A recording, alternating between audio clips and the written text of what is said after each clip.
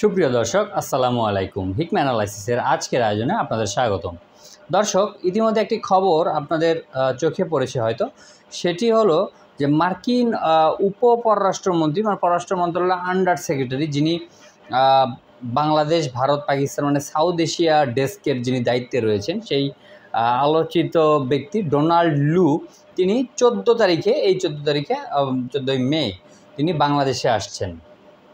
তো বাংলাদেশে কেন আসছেন এটা নিয়ে কিন্তু ইতিমধ্যে একটা জল্পনা কল্পনা সৃষ্টি হয়েছে এবং বিরোধী রাজনৈতিক শিবিরে একটি আশার আলোর সঞ্চার দেখা যাচ্ছে এবং সরকারি দলের মধ্যে একটি বিব্রত বোধ দেখা যাচ্ছে এবং গতকালকেই দেখা গেল যে পররাষ্ট্রমন্ত্রী হাসান মাহমুদ এটি নিয়ে বিরূপ মন্তব্য করলেন যে আমেরিকা কেন এত দেন দরবার করবে, আমেরিকা তাদের দেশের শিক্ষক ছাত্রদের উপরে নির্যাতন করছে, আবার প্যালেস্টাইনে এই যে হামলা হচ্ছে, আগ্রাসন হচ্ছে, সেটা নিয়ে তারা কিছু বলছে না, তারা কেন বাংলাদেশের এটা নিয়ে খবরদারি করবে। মানে তারা যে স্বস্তিতে নেই বাংলাদেশ সরকার, সেটা কিন্তু তাদের কথায় স্পষ্ট হয়েছে এবং এই ডোনাল্ড লুর আগমনকে উপলক্ষে কিন্তু ডক্টর হাসান মাহমুদ ওরফে হাসাও মাহমুদ তিনি কিন্তু এরকম একটি বক্তব্য দিয়েছেন। দর্শক, এটি কিন্তু গতকালকে আমরা দেখেছি।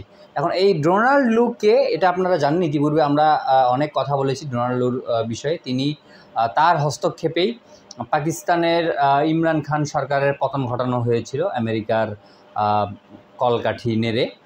তো সেটা কিন্তু স্বীকার করেছিল বা ইমরান খানের মুখে কিন্তু এই ডোনাল্ড লুর নাম কিন্তু এসেছিল যে এরাই মূলত ষড়যন্ত্র করে নামিয়ে দিয়েছিল ইমরান খানকে। তো সেই সময় থেকেই বাংলাদেশের নির্বাচনের আগে থেকেই তখন শোনা যাচ্ছিল যে ডোনাল্ড লু যেহেতু বাংলাদেশের মানবাধিকার পরিস্থিতি ইত্যাদি নিয়ে এখন কাজ করছেন, বাংলাদেশের নির্বাচন ব্যবস্থাটাকে মনিটর করছেন, তিনি হয়তো কোনো শক্ত পদক্ষেপ গ্রহণ করতে পারেন বা বাংলাদেশের এই স্বৈরাচারী ফ্যাসিস্ট সরকারের পতনের পেছনে হয়তো তার অবদান থাকতে পারে। এবং সেজন্য কিন্তু তিনি দফায় দফায় বাংলাদেশের বিভিন্ন মহলের নেতৃবৃন্দের সঙ্গে, সরকারি বেসরকারি সুশীল সহ বিভিন্ন লোকজনের সঙ্গে কিন্তু তিনি বৈঠক করেছেন।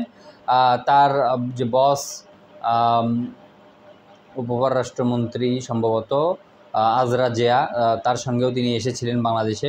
এবং সর্বশেষ যেটি তিনি করেছিলেন, নির্বাচনের অব্যবহিত পূর্বে তিনি একটি চিঠি দিয়েছিলেন বিএনপি, আওয়ামী লীগ এবং জাতীয় পার্টিকে। এই চিঠিতে একটি সুষ্ঠু, সুন্দর, নিরপেক্ষ নির্বাচন এবং একটি সংলাপের কথা বলা হচ্ছিল। এই সংলাপের মাধ্যমে যেন সবগুলো দল একত্রে বসে একটি সুন্দর সমাধানের মাধ্যমে জনগণের অংশগ্রহণে একটি মানে সত্যিকারে গণতান্ত্রিক নির্বাচন বলতে যা বোঝায় সে তেমন একটি নির্বাচন অনুষ্ঠান করতে পারে।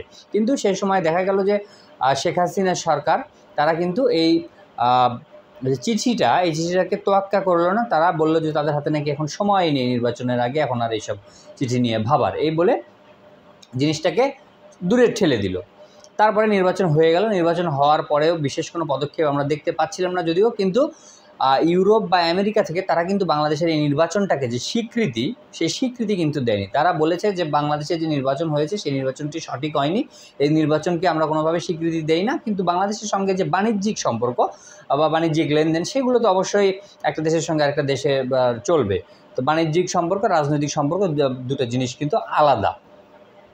তো এবং তার পরবর্তীতে দেখা যাচ্ছিল যে মার্কিন একটি মানবাধিকার রিপোর্ট প্রকাশিত হলো। সেই মানবাধিকার রিপোর্টে বাংলাদেশের এই যে পরিস্থিতি, রাজনৈতিক পরিস্থিতি, গুম, খুন, হত্যা, বিরোধী দলের নেতাকর্মীদের উপর দমন পীড়ন, এসবগুলো কথা কিন্তু সেখানে উঠে এসেছে। এবং বিরোধী দলীয় নেত্রী, দেশনেত্রী বেগম খালেদা জিয়া, তার বিরুদ্ধে কিন্তু, তার বিষয়ে কিন্তু এই মার্কিন রিপোর্টে কিন্তু উঠে এসেছে যে খালেদা জিয়াকে অন্যায়ভাবে একটি মানে বিচারিক প্রহসনের মাধ্যমে আটক করে রাখা হয়েছে, এই কথাটি কিন্তু উঠে এসেছে। তো আমেরিকার সঙ্গে যে বর্তমানে আওয়ামী লীগ সরকারের সম্পর্কটা ভালো যাচ্ছে না, সেটা কিন্তু খুব স্পষ্টতই বোঝা যাচ্ছে। তার আরেকটি আলামত দেখুন, এই যে যেহেতু ইসরায়েল প্যালেস্টাইন যুদ্ধে আমেরিকা ইসরায়েলের পক্ষে সবসময় থাকে, তো এই কারণে প্যালেস্টাইনের পক্ষে কিন্তু এখন আওয়ামী লীগ কিন্তু মিছিল করছে। এখানে তারা কি সত্যি আসলে প্যালেস্টাইনকে ভালোবেসে বা প্যালেস্টাইনের মানুষের কথা ভেবে, মানুষের কষ্টের কথা ভেবে কি তারা এই আন্দোলনে গেল? আমার কাছে মোটেও তা মনে হয় না। কারণ রাশিয়া যখন ইউক্রেনের উপরে যখন আগ্রাসন চালাচ্ছিল, তখন কিন্তু বাংলাদেশের সরকার কিন্তু রাশিয়াকে সমর্থন দিয়েছে, তারা কিন্তু ইউক্রেনের এই বিষয়ে কিন্তু বিশেষ কোনো কথাবার্তা তখন বলেনি। তো সেখানে যদি তখন তারা মজলুমের পক্ষে কথা না বলে, এখানে তাহলে মজলুমের পক্ষে কথা বলাটার মানে কারণটা কি? এটা কি আসলে পিক অ্যান্ড চুজ নীতি, আসলে যে তার সুবিধার জন্য যেটি তার প্রয়োজন সেটি তিনি করছেন। বাংলাদেশে এরকম একটি আন্দোলন সৃষ্টি করে মাঠে ছাত্রলীগদেরকে দিয়ে একটা শোডাউন করিয়ে তিনি আমেরিকাকে বোঝানোর চেষ্টা করছেন যে বাংলাদেশে কিন্তু তুমি এমনিতেই অনেক অজনপ্রিয়, এখন নতুন করে এগুলো বিষয় নিয়ে আর কথাবার্তা বলতে এসো না, আমরা ক্ষমতায় যেভাবে আছি এভাবে আমাদেরকে থাকতে দাও, এই একটি মেসেজ দিতে চেষ্টা করেছেন। এবং বিভিন্ন জায়গায় বক্তব্যে কিন্তু সরাসরি প্রধানমন্ত্রী সহ অন্যান্য মন্ত্রীরা আমেরিকাকে আক্রমণ করে কিন্তু বিভিন্ন কথা বলছেন। এবং সর্বোপরি যেটি আমাদের বর্তমান সরকার, ফ্যাসিস্ট সরকারের বাবা, ফ্যাসিস্ট সরকারের আব্বু ভারত, এই ভারতের সঙ্গে কিন্তু সম্প্রতি আমেরিকার সম্পর্ক কিন্তু ধীরে ধীরে একটু করে কিন্তু দুর্বল হচ্ছে। বাংলাদেশের নির্বাচনের আগে যে ভারতের কথায় এখানে যে নতুন করে ফ্যাসিস্ট সরকার শেখ হাসিনাকে যে বসতে সুযোগ দিয়েছিল বলে মনে করা হচ্ছে, আমেরিকা যে বসতে দিয়েছিল, সেই জায়গায় কিন্তু আমেরিকার সঙ্গে কিন্তু ভারতের একটি দূরত্ব সৃষ্টি হচ্ছে। সেটি কেন সৃষ্টি হচ্ছে? কারণ ভারত কিন্তু আমেরিকাকে কমিটমেন্ট করেছিল যে বাংলাদেশে যদি ভারতের পছন্দসই শেখ হাসিনাকে যদি ক্ষমতায় বসানো যায় তাহলে বাংলাদেশকে তারা সম্পূর্ণ কন্ট্রোল করতে পারবে এবং আমেরিকার যে কোনো পারপাস তারা সার্ভ করিয়ে দেবে, এরকম একটি কিন্তু কমিটমেন্ট কিন্তু তারা করেছিল। কিন্তু এখন যেটি দেখা যাচ্ছে, বাংলাদেশে যে ইন্ডিয়ান পণ্য বয়কটের যে আন্দোলন সৃষ্টি হয়েছে, সেই আন্দোলনটাকে কিন্তু সুযোগটাকে কাজে লাগিয়ে কিন্তু চীন কিন্তু বাংলাদেশের কাছাকাছি চলে আসছে। এবং এর ফলে মানে এই অঞ্চলে ভারতকে যে একটা ঠিকাদারি দিয়ে রেখেছিল আমেরিকা, সেটা মূলত এই চীনকে প্রতিহত করার জন্যই। তো সেই চীনই যদি বাংলাদেশের কাছাকাছি চলে আসে তাহলে আসলে এই ঠিকাদারি ভারতকে দিয়ে রেখে আমেরিকার কোনো পাস সার্ভ হচ্ছে বলে মনে হচ্ছে না। তো সেই জায়গা থেকে তাদের নিজের স্বার্থ রক্ষার্থে এখানে হয়তো তারা ভারতের উপরে নির্ভরশীলতা কমিয়ে নিজেরা সরাসরি কোনো হস্তক্ষেপ করতে পারে বলে অনেক মহল আশঙ্কা করছেন। আরও একটি বিষয় যেটি গতকালকে ঘটেছে সেটি হলো যে নতুন একটি সামরিক জোট গঠন হয়েছে, সেটির নামে স্কোয়াড। পূর্বে একটি ছিল কোয়াড হলো কোয়াড্রিলেটারাল সিকিউরিটি ডায়ালগ। তো এই কোয়াড্রিলেটারাল সিকিউরিটি ডায়ালগে তারা একটি চীন বিরোধী একটি সামরিক জোট, সেখানে ছিল আমেরিকা, অস্ট্রেলিয়া, জাপান এবং ভারত। কিন্তু নতুন যে সামরিক জোটটি হয়েছে স্কোয়াড, সেখানে কিন্তু ভারতকে রাখা হয়নি। সেখানে ওই আমেরিকা আছে, অস্ট্রেলিয়া আছে, জাপান আছে, সঙ্গে যুক্ত হয়েছে ফিলিপাইন্স। এবং এই কোয়াড যখন বিভিন্ন সামরিক মহড়া দিচ্ছিল তখন দেখা যেত যে ভারত আমেরিকার সঙ্গে মিলে এখানে সামরিক মহড়া দেয়, ঠিক আছে, কিন্তু যদি রাশিয়ার সঙ্গে আমেরিকার কোনো প্রকাশ্য দ্বন্দ্ব হয় বা চীনের সাথে কোনো দ্বন্দ্ব হয়, সেখানে কিন্তু ভারত সেই দ্বন্দ্বে আমেরিকার পক্ষে কিন্তু থাকে না। তারা কিন্তু তাদের নিজের সুবিধা অনুযায়ী পদক্ষেপ কিন্তু গ্রহণ করে।